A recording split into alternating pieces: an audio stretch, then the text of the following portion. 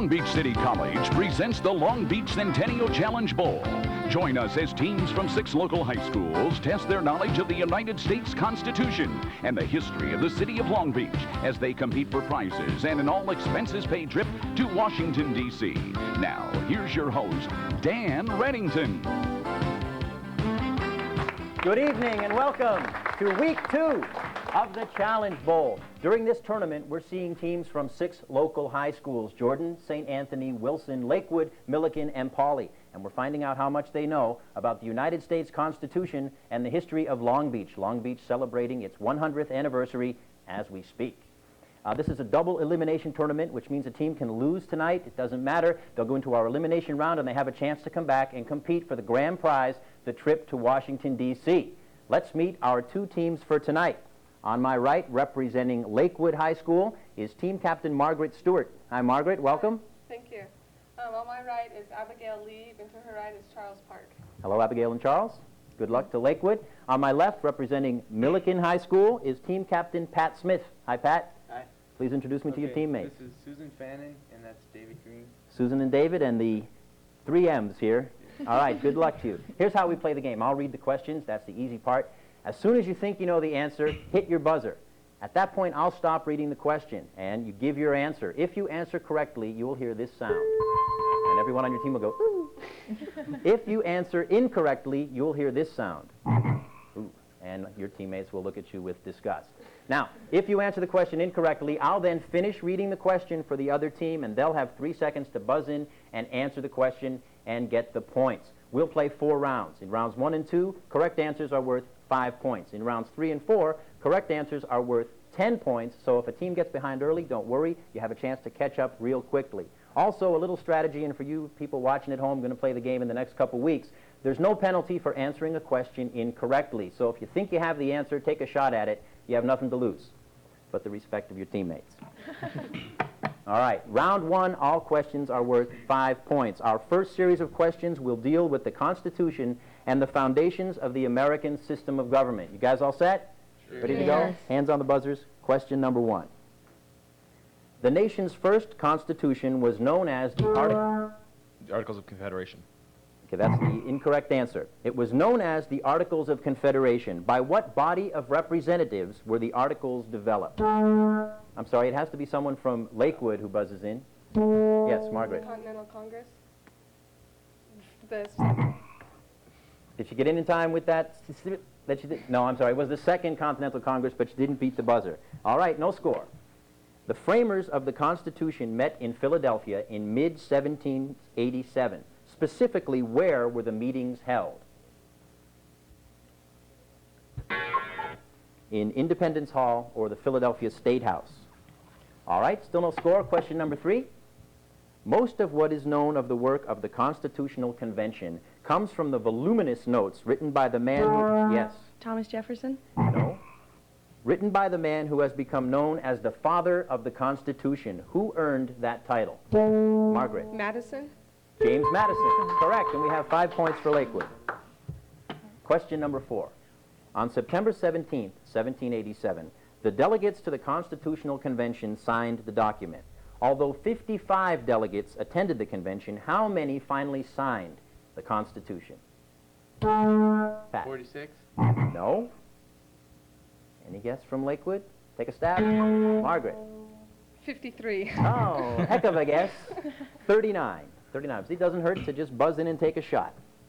Question number 5. Our score is 5-0.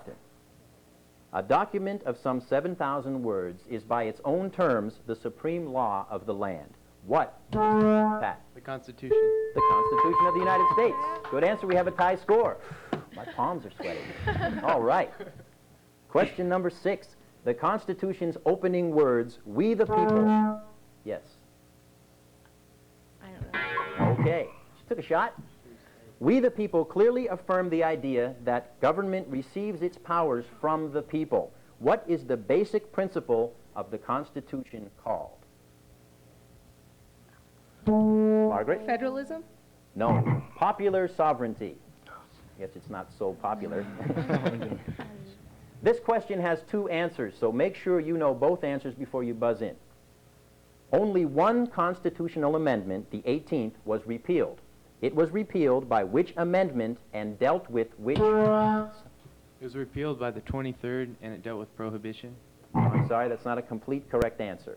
Yes, Abigail. It was repealed by the 21st Amendment, and it dealt with the prohibition of intoxication of alcohol. That's right. Prohibition and the 21st Amendment. Almost. We're close. 10-5. Close game.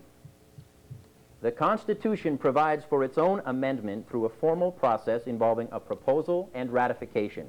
By what means have all but one of the amendments been proposed and ratified? Time is up. It's proposed by 2/3 vote in each House of Congress and ratified by 3/4 of the state legislatures. Only 33 joint resolutions calling for amendments to the Constitution have been proposed in Congress and sent on to the states. Of the 33, how many have been finally, Pat? 26. 26. How many have been finally ratified? Tie score. Let's move on to some Long Beach questions. We're celebrating the 100th anniversary of Long Beach, and you've been studying. We'll see. Our next questions deal with some people, places, and events that were a part of the foundation of Long Beach. Question number 1, worth 5 points. The original inhabitants of the area now known as Long Beach were Indians. Margaret. The Shoshonean Indians? That's the right answer to a wrong question, but that's a good try. They called their tribe the People. What name was given the Indians by the Spanish? Anyone on Milligan? Take a shot. Pat. Cherokee. No? Cherokee people. Heck of a song, though. No, it was the Gabrielinos. This question has 2 answers. Make sure you know them both before hitting the buzzer. Following the death in the early 1800s, the land granted to Jose Manuel Nieto was inherited by his children and partitioned into ranchos. Name the new owners of ranchos Los Amitos and Rancho Los Cerritos. Balamp bam boom. Yes, Abigail. She was in. Go ahead. By Los Alamitos, it was Stearns, and by Los Cerritos was John Temple. No, it was Juan Jose Nieto for Los Alamitos and Manuela Nieto de Cota for Los Cerritos. Okay. The drought of the 1860s resulted in the demise of beef cattle ranching in Southern California. What became the principal livestock? Margaret. Sheep? Bah, she's right. Oh, and that's the end of round 1, and our score is Lakewood 15, Milliken 10, a close score.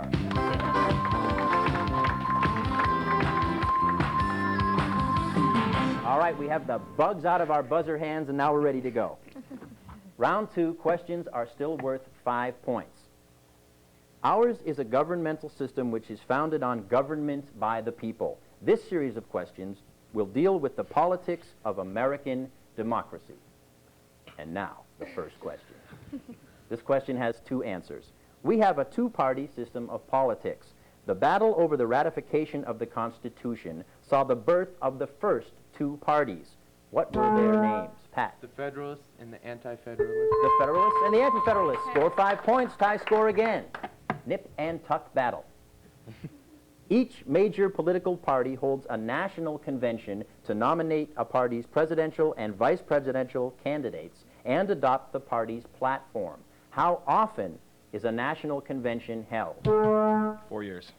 Every 4 years. David, good answer. That's right. Every 4 years. They're coming up this year. Super Tuesday. The right to vote is a political right rather than a civil right guaranteed by the Constitution. What word is given to the right to vote? Pat. Would that be sovereignty? No.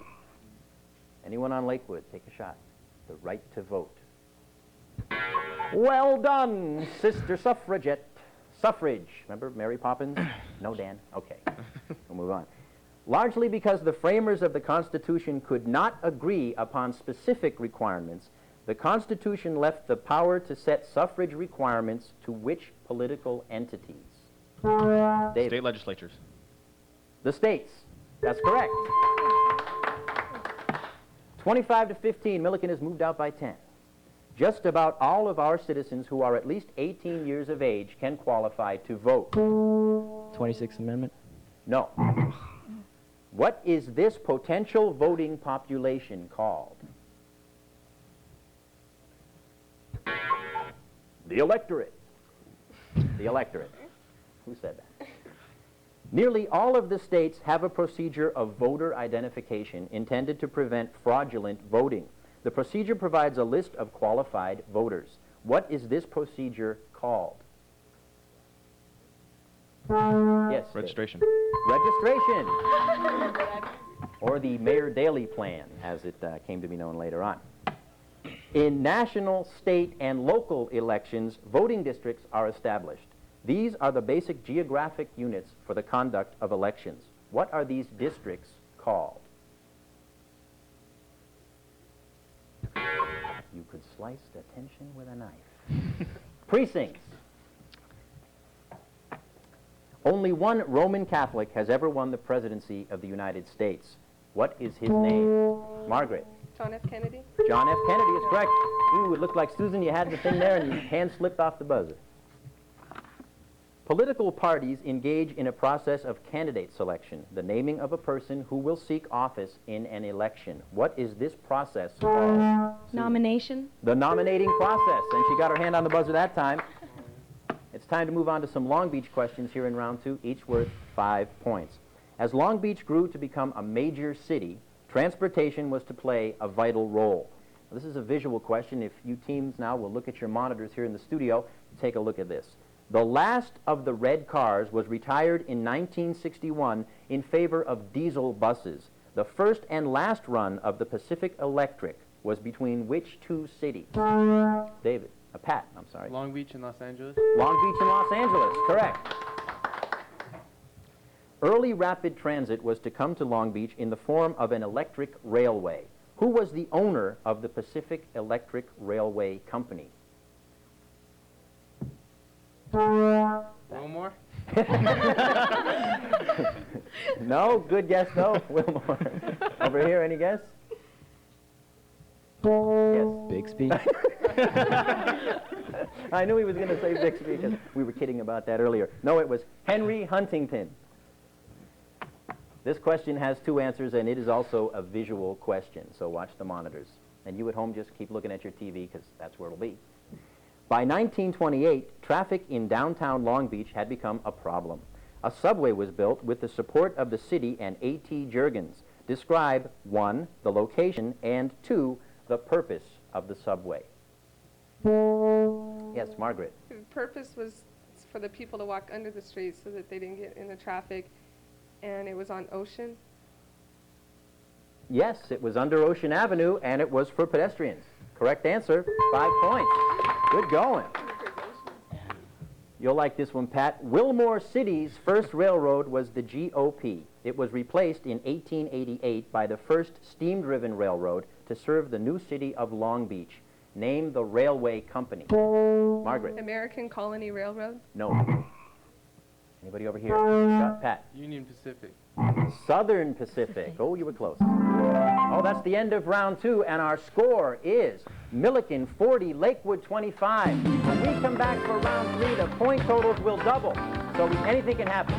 Come back after this commercial, please.